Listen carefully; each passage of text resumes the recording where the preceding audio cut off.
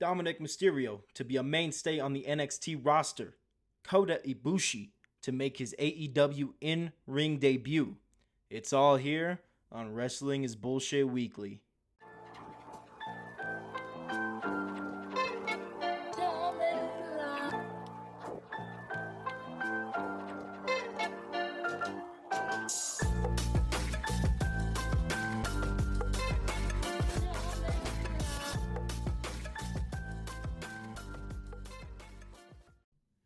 What is up, ladies and gentlemen? Welcome back to another edition of Wrestling is Bullshit Weekly. We're coming off a great weekend of pro wrestling. We had Impact Slammiversary, Triple Mania in Tijuana, an AEW Collision, followed by Battle of the Belts. But we best not get stuck in the past, because we have a great week of pro wrestling ahead, so let's go ahead and cover that for you guys. We start off with NXT, where Dominic Mysterio has a title match against Wesley for the North American Championship. I think they're setting up Dominic Mysterio to win this title. Why? Because he could use the work in NXT. He's been playing with the big boys ever since he stepped foot in a WWE ring. If he learns how to carry these NXT wrestlers in a match as NXT North American Champion for a few weeks or months, I think it will benefit him as a pro wrestler, and I think this is long overdue. So I'm excited to see what NXT has in store for us this Tuesday. We go on to AEW Dynamite the very next night. We got AEW Blood and Guts, where Kota Ibushi will make his in-ring debut for AEW. Pac will also be returning in this match as well. This should be a good match, ladies and gentlemen. Blood and Guts, man, I've been excited. They've been building this feud between the Blackpool Combat Club and the Elite since last year. Should be a fantastic match. And my number one question going into this is if the Dark Order will have any interference in the match. They've been feuding with Hangman Page over the past few weeks, and I think it only makes sense for them to interject in some sort of way. So we'll have to see what happens. Other matches on AEW Dynamite are the Blind Eliminator Tag Team Tournament Final. Can MJF and Adam Cole defeat Big Bill and Brian Cage? We'll have to wait and see. And this story between MJF and Adam Cole has not only been fun, but fantastic. Every week, I can't wait to see where it goes. Last but not least, on AEW Dynamite, the handsome devil Hook defends the FTW Championship against Jack Perry. They've also been telling this story now for a few weeks. We'll see what happens, man. Will Hook defend and retain? Or will Hook defend and lose the title? Plenty of stuff going on AEW Dynamite Blood and Guts. If you're not a frequent watcher of AEW, I would highly recommend this episode of Dynamite, because it is going to be very, very special. Next night, we go to Ring of Honor, where we have Dalton Castle taking on Shane Taylor. This match is to determine the number one contendership for the Ring of Honor World Television Championship. The very next night, the winner of this match will go on to face Samoa Joe at the Ring of Honor Death Before Dishonor pay-per-view. Other matches on that card include Athena defending the Ring of Honor Women's Championship against Willow Nightingale. Nightingale just picked up the win against Athena in the Owen Hart Foundation Women's Tournament as of last weekend. So we will see if Athena can get even and retain her title. Or will Willow Nightingale become the new Ring of Honor World Women's Champion? We also have Shibata defending the Ring of Honor Pure Championship against Daniel Garcia, who's been climbing the ranks in the Ring of Honor Pure division for the past few months. It'll be interesting to see if Garcia is up for the task. Last but not least, we have Claudio Castagnoli defending the Ring of Honor World Championship. This match was supposed to include Mark Briscoe, but unfortunately, Mark Briscoe has suffered an injury and will not be able to compete for the Ring of Honor World Championship. So, we'll have to see what Ring of Honor has up their sleeve in a situation like this. Nonetheless, Friday night, we have the Ring of Honor Death Before Dishonor pay-per-view.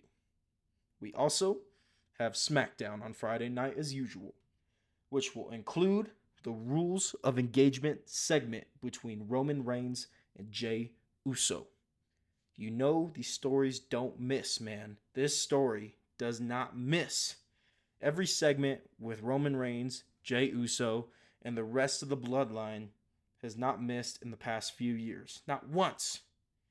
So tune in for that. Also on Friday night, of course, Friday night is a packed night. You know, these weekends of pro wrestling have been popping lately. More than one show going on. We have AEW Royal Rampage. The Royal Rampage match will utilize 2 rings to have a battle royal between trios and AEW. And the last trio standing will get a trios championship match against the House of Black in the near future. Definitely a unique concept. They did the Royal Rampage with singles wrestlers last year, and that is where Brody Lee won to face AEW World Champion Jon Moxley. But that's last year, and this year they're focusing on trios. There's going to be a lot more wrestlers in the ring and a lot more moving pieces in this match. Should be very unique. I would definitely tune into Rampage, and I wouldn't exactly recommend that every week. So if you got time, man, check out Rampage. Check out the Royal Rampage. AEW carries it into Saturday night with AEW Collision, where the finalists of the Blind Eliminator Tag Team Tournament will take on FTR for the AEW World Tag Team Championships. Will MJF and Adam Cole overcome in this tournament to face FTR, or FTR have Big Bill and Brian Cage to face on Saturday night? Gotta watch Dynamite to find out what happens on Collision. That's all we got, man. That's all we got for this upcoming week in the world of professional wrestling. However, today is Monday, July 17th, and how could I forget about Monday Night Raw? Tonight, on Monday Night Raw, Liv Morgan and Raquel Rodriguez defend the WWE Women's Tag Team Championships against Chelsea Green and Sonya Deville. The next chapter in the WWE Women's Tag Team Championship division will be told. Also, we have Alpha Academy taking on the Viking Raiders in a Viking Rules match, which should be a unique no disqualification match. Should be some good fun. This feud has been nothing but good fun. And of course, we have New Japan's G1 Climax. We got 4 shows this week that will feature G1 Climax matches. Let me tell you something. Do not sleep on the G1 Climax, the best tournament in the world of professional wrestling. Those shows will take place on Tuesday night, Wednesday night, Friday night, and Sunday night. Of course, if you're in the US like me, that's happening in the middle of the night. So go ahead and wake up if you have a chance on a Wednesday morning or a Thursday morning and see what happened. You could watch New Japan Wrestling at njpwworld.com. Now that is all we got in the week of professional wrestling. But before I go, I got some questions to answer.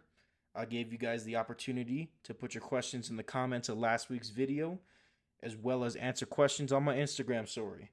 So we got a few questions, man. We got 3 to be exact. Let's get popping. Question number 1. Will MJF have a title unification match against CM Punk? CM Punk was holding the AEW championship he never lost in a bag when he came back to AEW Collision for the first time in 2023. He did say, I'm going to carry this championship until I get pinned or submitted.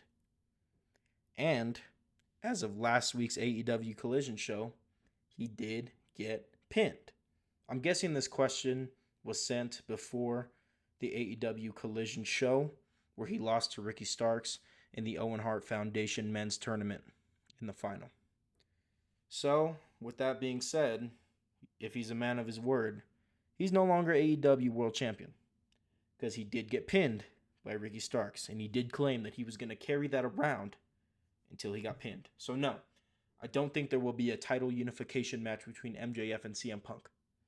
But that doesn't mean that we won't have an MJF versus CM Punk for the AEW World Championship sometime in the near future.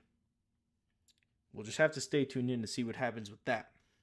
Let's get into our next question. If you had to pick one thing to change about WWE and AEW, what would it be? This is a great question. First thing I would change about WWE is very simple, man. No Vince McMahon. The time for Vince McMahon in WWE at any capacity is over. That's what I believe at the bottom of my heart. I think it's been better since Triple H has a more creative role since Vince's first departure in 2022. Yet I do believe Vince McMahon to be holding WWE back creatively. There is a lot of pro wrestlers that refuse to wrestle for WWE since Vince McMahon has returned to the company in the past few months. So for WWE, I would say no Vince McMahon. Simple as that.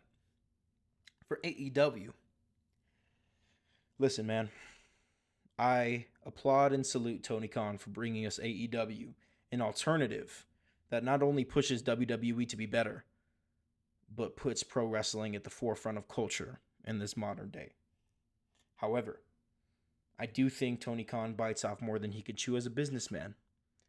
I think he tries to juggle too much, and I think he needs to spread out the work a little bit more. There are times on AEW programming where you can tell that the work needs to be divided a little bit more and a little bit more thought out. So however Tony Khan would need to do that, I'm not sure how his backstage committees work. I'm not sure how his executive boards work, but I think the man is biting off more than he can chew. So do you see a common theme here with this question? It all answers to things going on at the top. And I think if you run a pro wrestling business, you need to delegate the work responsibly, not put it all on your back, and you need to check your ego at the door. Last question here. What is a dream match that never happened in pro wrestling? That's a good question. I go towards the Briscoes because recently we lost Jay Briscoe, a great professional wrestler that was often underrated and undervalued in the world of professional wrestling. I wish he was here today to fight alongside his brother and take on the Usos. That is a match that I wish that we can see. But of course, we'll never get to see it, and that's an unfortunate way to end this episode. The Briscoes versus the Usos. Let's go ahead and throw another one in there because I do want to end this episode on a positive note. And I think I would like to see the Elite, Kenny Omega, and the Young Bucks take on the New Day. That is absolutely a dream match. And it's funny that no singles matches come to my mind. It's a trios match and a tag team match. Hey, man, it is what it is.